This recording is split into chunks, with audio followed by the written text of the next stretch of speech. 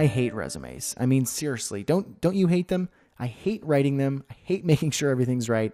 And I hate the fact that they're still around because they're old school, and with the technology and LinkedIn and everything that we have today with the type of jobs that are available, resumes just seem outdated and totally unnecessary, right? Well, too bad, because resumes are alive and well, and so you better make sure that you've got a good one if you're hunting for a studio job. So I got a few tips for you here to make your resume stand out amidst the hundreds of others in your future employer's pile of resumes. 1, fix your typos and your grammar errors. Nothing says I'm just looking for something to pay the bills and I could care less about making sure I make a good first impression like a stupid typo. So you might be fresh out of Harvard, but if you misspell a common word or God forbid the company name, you may as well be a toddler who never graduated kindergarten.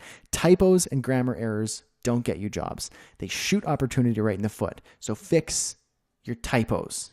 2, keep it organized and simple. As a designer, an attractive option is to go to themeforest.com and download a super sexy, unique, and professionally designed resume template. And for some jobs, that might be the icing on the cake and what gets you the job.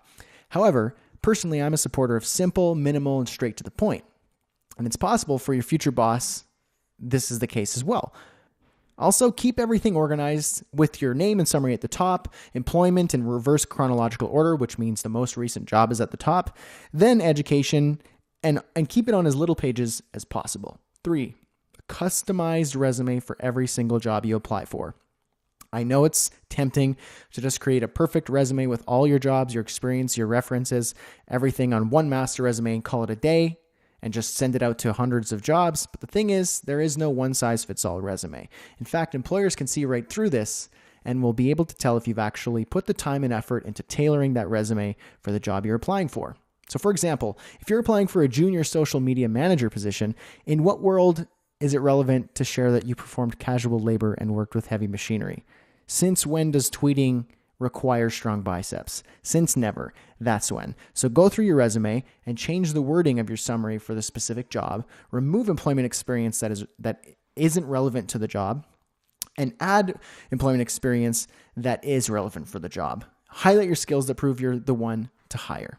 4, this one's important. Use numbers and metrics. And what in the world do I mean by this? Your future boss wants to know if you're worth hiring. You're going to cost him or her money, and lots of it. If they hire you, they're going to need to train you, get you set up, delay projects, and hold your hand for the first while, on top of paying your salary and benefits.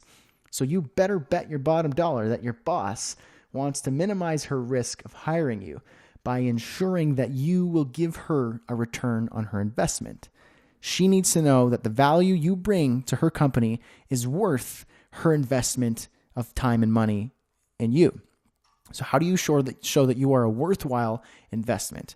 Well, your previous experience.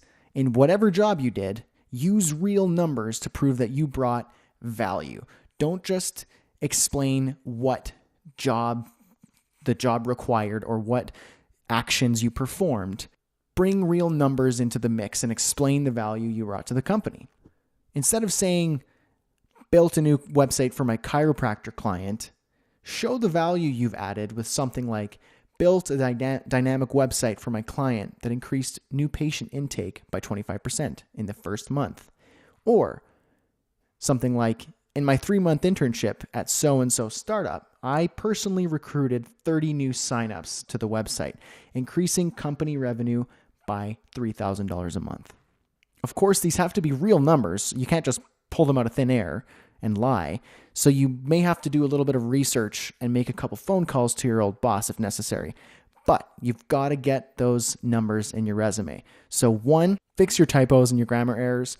2, keep it organized and simple. 3, tailor your resume for every job you apply for. And 4, use numbers and metrics.